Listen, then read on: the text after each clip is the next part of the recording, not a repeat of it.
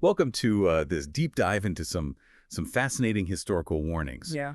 You know, um, you shared with us a collection of pronouncements that claim to be from the Iceni, a tribe from ancient Britain, and they're of course famous for their fierce resistance against Roman rule. And you're hoping to get a deeper understanding of these messages and maybe what they might say about our own times. The Iceni, led by Boudica, are legendary for their rebellion. What's fascinating here is the tone of these pronouncements. They feel authentically ancient, yet they also resonate with contemporary concerns about sovereignty, exploitation, and the defense of heritage. So let's unpack this. The warnings themselves are striking. They emphasize the Iceni's deep connection to their land and their history of facing oppression. Each one seems to have this powerful sense of we will not yield, even in the face of overwhelming force. It seems like for the Iceni, any attempt to control their land was a form of violence against their ancestors. Yeah. That's a key insight. It's crucial to remember the historical backdrop. The Icenians are brutally subjugated by the Romans. Their queen, Boudica, led a revolt that nearly toppled Roman rule in Britain. This fierce resistance is deeply embedded in their collective memory. There's one line that really struck me. Our ancestors' blood stains this soil. Do you come in peace, or do you bear the mark of the oppressor? It seems to suggest that for the Iceni, peace was only possible with respect for their land and their people. The language is deliberately evocative. Using imagery like blood-stained soil and the mark of the oppressor immediately establishes a stark contrast between the Iceni and those they perceive as threats. It's a call to identify. Are you with us or against us? You know, reading this, it makes me wonder if we're facing similar invasions today, not just of physical territory, but of our digital spaces and privacy. What do you think? It's an interesting parallel. The idea of defending one's land, culture, and way of life against external forces resonates deeply across cultures and time periods. The Iceni struggle for autonomy mirrors many contemporary struggles for self-determination, whether that's about data privacy, cultural appropriation, or control over resources. And then there's this unexpected link in one of the pronouncements to the Magna Carta. It says, "No free man shall be seized, imprisoned, except by the lawful judgment of his peers and the law of the land." It feels like a direct reference to that historical document. Think of the Magna Carta as an early version of a Bill of Rights. While it's a medieval English document, it had a profound impact on the development of legal rights and liberties worldwide. The inclusion of this phrase suggests that the Iceni saw their struggle for justice as part of a larger universal fight for human rights and dignity. It's fascinating how these pronouncements go beyond simple warnings. They paint a vivid picture of the Iceni identity. They talk about weathering storms, rising from ashes, being deeply connected to their land. It's almost poetic. They're employing a powerful rhetorical technique. By invoking these powerful images of nature and resilience, they're connecting their identity to the very land that they're defending. It makes their fight not just about territory, but about the survival of their entire way of life. They also use some pretty strong metaphors to describe their enemies. They talk about purveyors of malice and darkness and those who sow discord and reap destruction. There's no mincing words here. It seems like they're really trying to demonize their opponents. This is a classic technique of othering. By using such stark negative language, they create a clear division, a division between themselves, the defenders of what's right, and those who threaten their way of life. This reinforces their call to action and strengthens their resolve. And it seems like they're not just talking about a physical defense. There's also this sense of protecting their culture, their customs, what they call the harmony of our land. Yeah. What do you think they meant by that? You're right. They're emphasizing the defense of their entire cultural identity, not just their physical territory. This idea of protecting their way of life, their ancestral customs, is a recurring theme. It shows how deeply rooted their values are and how much they're willing to fight for them. It makes you think about the different ways we define invasion or threats today. It's not always about armies and physical borders, is it? Precisely. Today, threats can be economic, cultural, or even ideological. The Iceni's pronouncements remind us that the defense of what we hold dear can take many forms. There's one statement that really stands out to me. our patience is not a virtue to be exploited. It's Yeah. almost like a direct message to anyone who might underestimate them. It's a powerful statement, isn't it? It suggests that while the Icenies are committed to peace, they are not afraid to fight back if provoked. It's a reminder that peaceful coexistence requires respect and understanding, not exploitation. And they make it clear that any attempt to exploit them or their land will be met with force. They even call it a reckoning as inevitable as the dawn. By framing it as inevitable, they're removing any doubt about their commitment to defend themselves. It's a powerful deterrent, warning potential aggressors that they will face consequences. It feels like they're drawing a line in the sand, a very, very clear warning to anyone who might cross it. But it's not all doom and gloom, is it? Yeah. There's this underlying sense of pride, this unwavering belief in their own strength and resilience. They talk about being forged in the crucible of adversity and having a spirit as vast as the ocean. Absolutely. Amidst the warnings, there's a clear message of self-belief and resilience. They're drawing strength from their history, their ancestors, and their deep connection to the land. It's a powerful reminder that even in the face of adversity, hope and determination can prevail. They call themselves guardians of the innocent, a bulwark against the tide of darkness. It's almost like they see themselves as defenders of a larger cause, not just their own interests. It makes you wonder what kind of tide of darkness they might be referring to. It sounds pretty intense. Was it a specific threat at the time, or a more metaphorical representation of evil? That's a great question, and it's open to interpretation. It could refer to specific historical events or symbolize a broader concept of injustice and oppression. It's a reminder that the fight for what's right is often an ongoing battle against forces that seek to undermine it. Looking at the sources you provided, it seems you're interested in understanding how these historical narratives can inform our understanding of present day challenges. It's almost eerie how relevant these pronouncements feel to our world today. It's like the Iceni are speaking directly to us across the centuries, warning us about the consequences of repeating the mistakes of the past. Think about the global issues we face today: climate change, resource depletion, cultural homogenization. These are all forms of modern day invasions that threaten the well-being of people and the planet. Their pronouncements serve as a reminder that the fight for justice, for autonomy, and sustainability is an ongoing struggle, one that transcends time and geography, and their fierce determination to protect their land and their way of life is incredibly inspiring. It makes you want to stand up and fight for what you believe in. Absolutely. Their story reminds us that even the most powerful empires can be challenged. That even when the odds seem insurmountable, the human spirit can find a way to resist. What lessons can we apply to our own lives and the challenges we face today? One key takeaway is the importance of unity and collective action. The Iceni were able to mount such a formidable resistance because they were united in their purpose. They understood that their strength lay in their collective will. It's a reminder that we're stronger together than we are alone. Exactly. Whether we're facing climate change, social injustice, or any other threat, we need to work together to find solutions. We need to build coalitions, amplify each other's voices, and leverage our collective power to create positive change.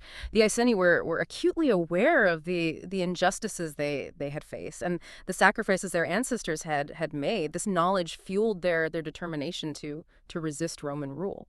Another lesson from the Iceni is the importance of understanding history and learning from the mistakes of the past. It seems like their connection to history was a source of strength and motivation for them. Understanding history helps us to recognize patterns of oppression and exploitation, and it empowers us to break those cycles. By studying the struggles of those who came before us, we can gain insights and strategies for navigating the challenges of our own time. The Iceni story is a powerful reminder that even when things seem hopeless, there's always hope. It's not just about learning from the past. It's also about recognizing the courage and resilience that people have shown throughout history in the face of adversity. Absolutely. Their unwavering spirit in the face of overwhelming odds is truly inspiring. It reminds us that even when we face setbacks and challenges, we have the capacity to overcome them. We have the power to create a better future, just as the Iceni fought for a better future for themselves and their people. Their pronouncements emphasize the importance of protecting their heritage, their ancestral customs, the very essence of who they were as a people. This reminds us that the fight for justice and freedom is often intertwined with the fight to preserve our cultural identity, our values, and the things that makes unique. Like they're saying that true freedom includes the freedom to be yourself, Yeah. to live in accordance with your own values and traditions. Precisely. It's a reminder that diversity is a strength, not a weakness. We need to celebrate and protect the richness of human culture in all its forms, rather than trying to homogenize or erase it. This idea of protecting cultural heritage is especially relevant today, isn't it? We're living in a world where globalization and technological advancements are rapidly changing the cultural landscape. Absolutely. It's more important than ever to be mindful of the impact of these changes, and to work to preserve the cultural treasures that make our world so vibrant and diverse. The Iceni's pronouncements remind us that our cultural heritage is not something to be taken for granted. It's something to be cherished, protected, and passed on to future generations. But how do we do that? How do we balance the forces of globalization and modernization with the need to preserve cultural diversity? It's a complex challenge, but I think the Iceni story offers some clues. It starts with recognizing the value of our own cultural heritage, and understanding its importance to our sense of identity and belonging. We need to understand where we come from, what makes our culture unique, and why it's worth preserving, and then we need to share that knowledge with others, to build bridges of understanding and appreciation across cultures. It's about building connections rather than walls. Yeah. Or embracing our differences rather than fearing them. It sounds a lot like what the Iceni were doing, defending their culture against what they saw as an encroaching force. You mentioned earlier that some of the Iceni pronouncements used language that's strikingly similar to what we hear today in discussions about environmental protection. Of course, when the Iceni talk about defending their sacred soil and protecting the harmony of our land, it resonates deeply with modern concerns about environmental sustainability and the preservation of natural resources. It's like they intuitively understood the interconnectedness of human well-being and the health of the environment. Exactly. Their pronouncements suggest a deep reverence for the natural world, and a recognition that their survival depended on maintaining a harmonious relationship with their environment. This is a concept that's gaining more and more traction today, isn't it? We're finally starting to understand that we can't exploit the planet's resources without consequences. Absolutely. We're seeing the effects of climate change, deforestation, pollution, and biodiversity loss all around us. The Iceni's pronouncements serve as a powerful reminder that we need to change our relationship with the natural world if we want to ensure our own survival. They're reminding us that the earth is not ours to plunder and exploit, but rather a sacred trust that we must care for and pass on to future generations. Their words have a certain urgency to them, don't they? Like they're pleading with us to wake up and take action before it's too late. It's a powerful message, and one that I think resonates deeply with people who are concerned about the state of the planet. I agree. The Iceni's pronouncements offer a timeless message of environmental stewardship, one that transcends cultural boundaries, and speaks to the shared responsibility we all have to protect our planet. Their story reminds us that the fight for environmental justice is not just about preserving natural resources. It's also about protecting the rights and livelihoods of people who depend on those resources for their survival. The Iceni struggle against Roman exploitation resonates deeply with the struggles of indigenous communities around the world who are fighting to protect their ancestral lands and ways of life from environmental destruction caused by extractive industries and other forms of unsustainable development. That's an important point. Environmental justice is about ensuring that all people have access to clean air, water, and land, regardless of their race, their ethnicity, or socioeconomic status. It's about recognizing that the impacts of environmental degradation are often felt most acutely by marginalized communities. It's a reminder that the fight for environmental justice is also a fight for social justice, for equality, and for the rights of all people to live in a healthy and sustainable world. Absolutely. The Iceni's pronouncements remind us that we are all interconnected, and that our actions have consequences for both people and the planet. They urge us to act with wisdom, compassion, and a deep respect for the natural world. Their message is both a challenge and a call to hope. A challenge to confront the environmental crisis we face, and a call to hope that by working together we can create a more just and sustainable future for all. And it's a reminder that the fight for a healthy planet is not just about preserving natural resources. It's about creating a world where all people can thrive, where our children and grandchildren can inherit a world that is both beautiful and just. Their story reminds us that even in the face of seemingly insurmountable challenges, the human spirit can find a way to resist, to adapt, and to create a better future. And it's a reminder that the choices we make today will have a profound impact on the world we leave behind. Let's choose wisely with courage, compassion, and a deep respect for the interconnectedness of all life. It's incredible how these ancient pronouncements can spark such profound reflections on our own lives and our place in the world.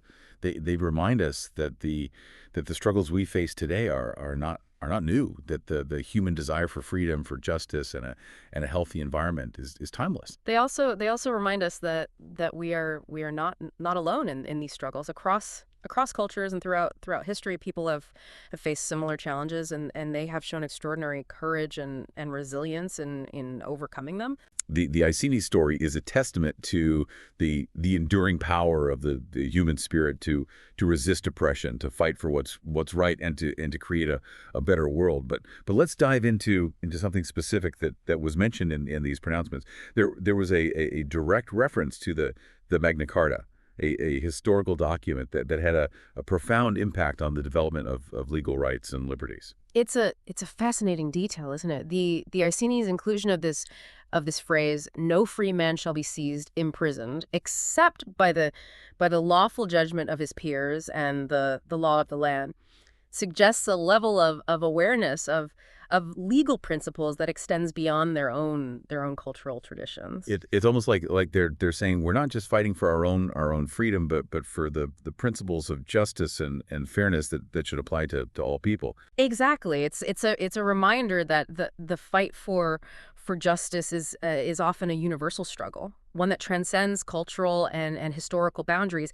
The Iceni's invocation of the Magna Carta suggests that they understood this, that they saw their own struggle as part of a larger fight for human rights and dignity. But the Magna Carta was a document created centuries after the Iceni's time. Yeah. How could they have been aware of it? That's a great question, and it's one that highlights the complexities of interpreting historical sources. It's possible that the pronouncements we have today are not exact transcripts of what the Iceni originally said, but rather later interpretations or adaptations that incorporated elements of later legal and philosophical thought. So like a blending of ancient traditions and later ideas.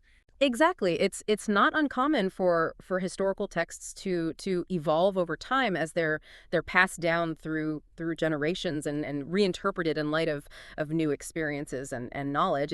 It makes these pronouncements even more intriguing as they offer a glimpse into how ancient ideas can be adapted and reinterpreted to address the challenges of later times. It's a reminder that history is not static, but rather a dynamic process of interpretation and reinterpretation. Exactly. And it's up to us as critical thinkers and engaged citizens to carefully examine these historical sources, to consider their multiple layers of meaning and to draw our own conclusions about their significance for our own time. That's a great point. We shouldn't take these pronouncements at face value, but rather engage with them critically, asking questions, exploring different perspectives, and drawing our own conclusions about their relevance for our lives and our world. Absolutely. The Iceni's pronouncements, like all historical sources, are open to interpretation, and Mm. it's through this process of interpretation and dialogue that we can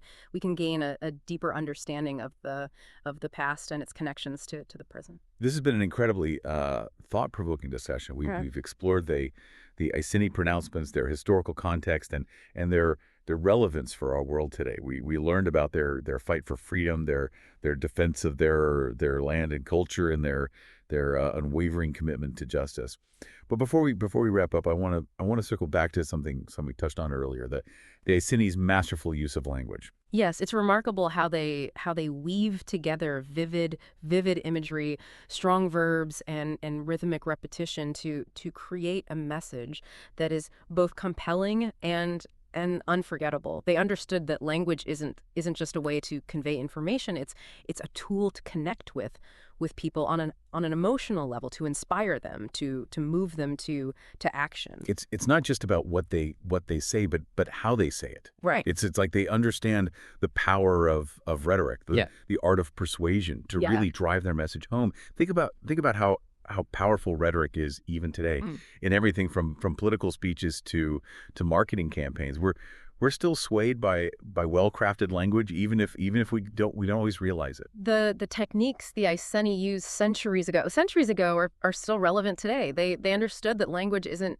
just a way to convey information. It's a tool to connect with people on an emotional level, Hmm. to inspire them, to move them to action. There's that phrase they repeat: retribution is inevitable. It's not just a threat. It's almost like a promise, delivered with such conviction that it becomes a statement of their unwavering resolve. Exactly. It's not a casual warning. It's a declaration of their commitment to defend what they hold dear. And the repetition of that phrase, it's not accidental. It hammers the point home, making it impossible to ignore. And then there are those powerful metaphors they use to describe themselves and their enemies, forged in the crucible of adversity, a bulwark against the tide of darkness. These aren't just poetic flourishes; they're shaping the entire narrative. It's brilliant, isn't it? They're painting a picture not just with words, but with emotions. They're aligning themselves with strength, resilience, and light, while casting their opponents as forces of darkness and chaos. It's a classic technique of framing that we still see used today. Think about how political campaigns use language to frame issues, Yeah. to define who the heroes and villains are. It's all about influencing how people perceive a situation even before they've fully formed their own opinions. Precisely. The Iceni were masters of this, right? Framing themselves as defenders of righteousness and their opponents as forces of evil. They solidified their cause, rallied their people, and even potentially deterred some from opposing them. And it's not just about big sweeping statement. They also use very specific language to connect with their audience on a deeper level. When they talk about our ancestors' blood staining this soil, it's not just a historical fact. It's an emotional appeal to their shared heritage, Yeah, to the sacrifices that were made for their freedom. it's a powerful reminder that rhetoric is most most effective when it's grounded in something real, something that resonates deeply with the audience's values and beliefs. In this case, it's the Iceni's deep connection to their land, their history, their very identity.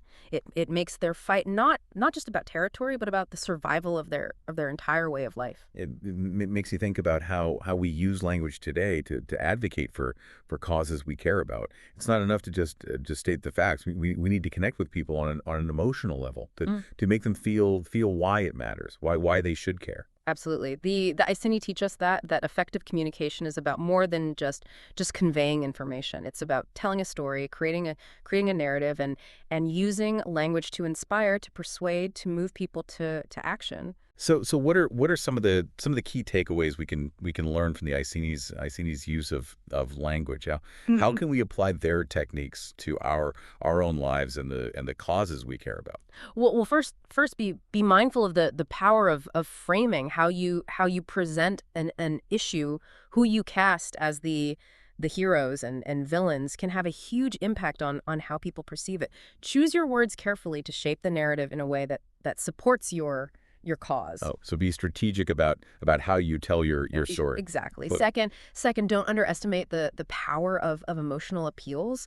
While logic and reason are important, connecting with people's hearts is often what moves them to action. Use vivid language, powerful imagery, and personal stories to create an emotional connection. make people feel it, not Yeah. just think about it. Exactly right. And finally remember the power of repetition. A well-crafted phrase repeated strategically can hammer a point home, make it memorable and turn it into a rallying cry. The Iceni were masters of rhetoric, but they weren't the only ones. Throughout history, social movements and revolutions have been fueled by the power of language, by the ability to inspire, to persuade, and to mobilize people around a shared cause. Think about Martin Luther King Jr.'s "I Have a Dream" speech, or Nelson Mandela's words about fighting for equality. Yeah. Those weren't just words; they were forces that changed the course of history. And those historical figures, just like the Iceni, understood that effective communication is not just about conveying information, it's about connecting with people on a deeper level, igniting their passions and inspiring them to create a better world. So as we conclude our deep dive into the Iceni pronouncements, I think the biggest takeaway for me is this: never underestimate the power of language. It can be a weapon, a shield, a tool for building bridges, and a force for change. Well said. And as we navigate the complexities of the modern world with all its challenges and opportunities, let's remember the Iceni's lesson. Let's choose our words wisely, speak truth to power, and use the gift of language to create a more just, equitable, and sustainable world for all. Thank you for joining us on this deep dive. We hope you found it insightful, thought-provoking, and perhaps even a little bit inspiring. Until next time, keep learning, keep questioning, and keep using your voice to make a difference in the world.